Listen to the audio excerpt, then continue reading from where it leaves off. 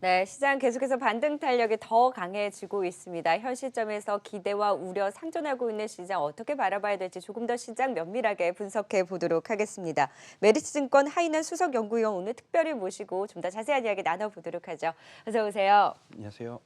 그래도 시장 분위기 좋을 때 좀 나와 아, 주셨어요. 예. 오늘 신종 코로나 바이러스 관련해서도 글로벌적으로도 뭐 치료제, 백신에 대한 기대가 나오면서 우려보다는 기대가 더 커졌고 조금 전에 또 중국에서 미국의 관세 인하에 대한 또 언급까지 나오면서 더 탄력을 받아가고 있는데요. 오늘 시장의 반등의 힘을 앞으로도 조금 더 긍정적으로 볼 수 있는 신호로 해석을 해봐도 될까요?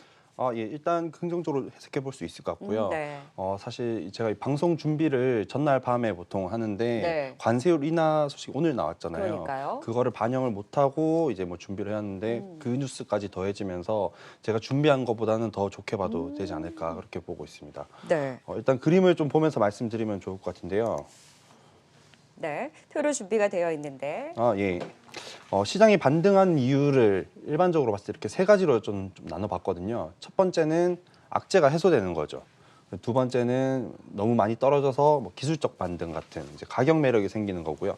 마지막은 그 악재를 덮을 만한 그런 새로운 모멘텀이 등장하는 그렇게 세 가지로 나눠볼 수 있는데 첫 번째 악재 해소 관점에서 본다면은 이 코로나 바이러스가 완전히 해소된 건 아니죠.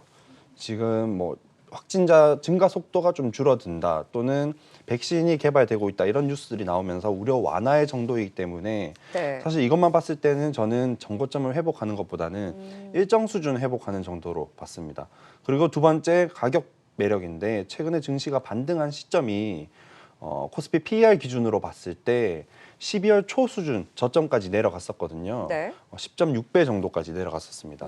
그리고 시장이 꺾이는 시점은 또 11.4배, 5배 정도였던 최근 가장 고점에 해당하는 부분인데 그래서 밸류에이션 플레이 관점에서 봤을 때 이번에 반등은 이 밸류에이션 저점 수준에서 반등했다라는 점도 참고할 수 있지만 네. 이거는 이 관점에서 살펴봐야 되기 때문에 이것 또한 일정 수준 회복에 무게를 뒀었거든요. 근데 오늘 이제 뭐 한 점심쯤부터 해서 나온 뉴스죠.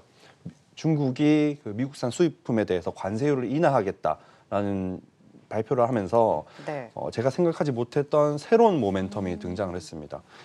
1월 15일에 미중 무역 협상 설명이 이루어졌고요. 네. 그리고 이제 한 달 정도 후에 액션 플랜을 제시하기로 돼 있었는데 그 액션 플랜의 일부로서 이거를 좀 발표한 게 아닌가 싶고 시장을 부양하기 위해서 좀 적극적으로 대응하고 있는 측면으로도 봐도 될까요? 예, 맞습니다. 소비를 뭐 증진시키기 위한 일환으로 봐도 되고요. 네. 어쨌든 뭐 이런 발표들이 나오면서 시장의 전반적인 기대감이 조금 더 올라가고 있다라고 말씀드리겠습니다. 신종 코로나 바이러스 우려가 크기는 했지만 오히려 이러한 글로벌적인 악재가 나오다 보니까 다 같이 좀 협력해서 시장을 올리려고 하는 힘이 조금 더 모아지고 있는 것 같다라는 생각이 듭니다. 중국 같은 경우에도 이러한 미국 관세 인하에 대한 이슈까지 나오다 보니 일정 부분 회복하는 정도로 시장을 보셨는데 이 이슈까지 더해진다면 조금 더 추세적으로 그럼 반등의 힘을 가져갈 수 있겠다. 긍정적으로 보신다는 거죠. 네, 네, 맞습니다. 네. 자, 그러면 글로벌 증시 전체적으로도 함께 살펴보고 싶은데 사실 중국 증시 개장 전까지는 굉장히 좀 주춤했다가 중국 증시가 개장한 이번 주부터 빠르게 또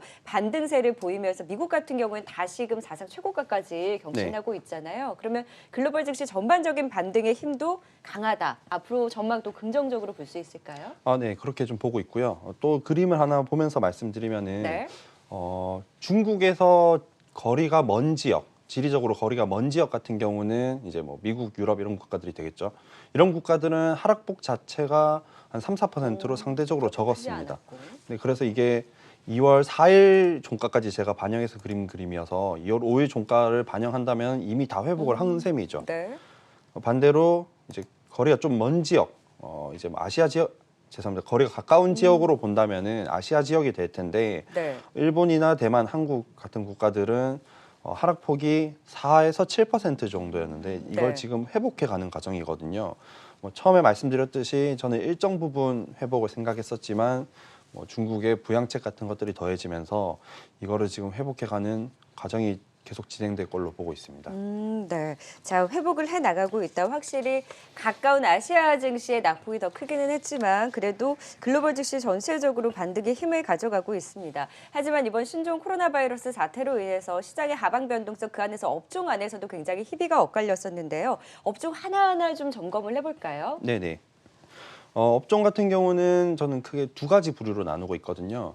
하락하는 국면에서 실제 밸류가 훼손되면서 떨어진 업종들이 있겠죠. 그게 이제 중국 소비 관련주들이 되고, 특히 우리나라에서는 뭐 유통 관련주들이 되고요. 아무래도 이 바이러스가 아직 끝난 건 아니잖아요. 네. 이 뭐 주변에 돌아보시면 마스크 다 하고 다니시고, 여행 가기는 아무래도 좀 부담스러운 상황이고, 그렇기 때문에 이런 업종들은 뭐 중국의 증시 부양책 이런 것들이 있다고 하더라도 다음 주부터는 좀 조심할 필요가 있지 않나, 좀 네. 그렇게 생각하고 있고요.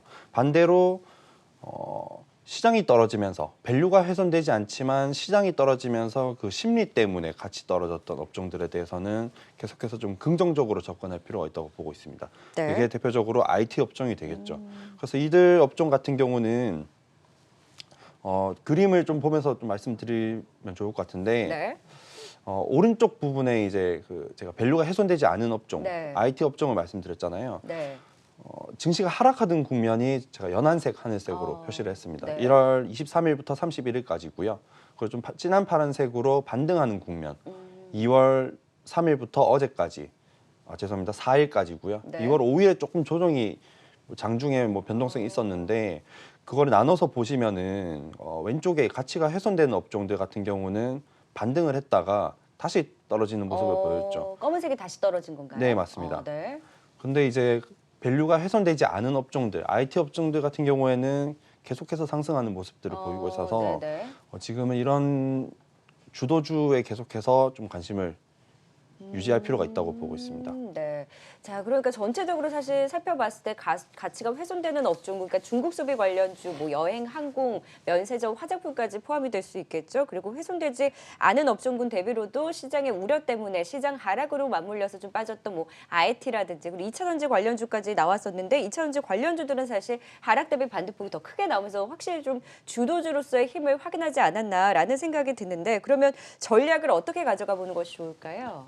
일단 주도주, IT나 2차 전지는 테슬라가 뭐 전날 밤에 급락하면서 당분간 조금 쉬어가지 않을까 싶은데 전반적인 흐름 자체는 계속 양호할 걸로 예상되기 때문에 이런 네. 업종들을 계속 좀 주의 깊게 보시면 좋을 것 같고요. 테슬라는 좀 단기적으로는 차익 실현이 나올 수 있긴 하지만 그 추세는 여전히 좀 우상향이 기대된다라는 네, 네. 거네요. 네, 맞습니다. 네.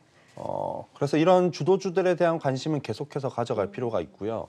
그리고 중국 증시 뭐 부양책 같은 것들과 좀 연관되는 업종들 있잖아요. 뭐 철강이나 뭐 이런 쪽은 일단 단기적으로 좀 좋게 접근하지만 일단은 좀 길게 봤을 때는 좀 조심할 필요가 있다고 보고 있고, 유가가 저는 또 좀 재밌게 보고 있는 부분인데 네. 유가가 1월 달에만 60달러에서 50달러로 떨어졌습니다. 20% 가량 거의 떨어진 셈이죠. 거기서 이제 반등이 좀 나오고 있기 때문에 오늘 뭐 방송 시작하기 전에 이제 낙폭 과대주 이런 종목들이 뜨더라고요. 네, 네. 방송에 뜨는 걸 보니까 조선 업종들이 굉장히 많이 뜨고 있는데 맞아요. 50달러에서 지금 52달러 정도까지 올라왔죠. 55달러 정도까지만 올라간다고 하더라도 이런 조선 업종들은 기대감이 올라갈 수 있기 때문에 이런 쪽도 뭐 유가 상승과 함께 같이 보시면 좋을 것 같습니다. 네.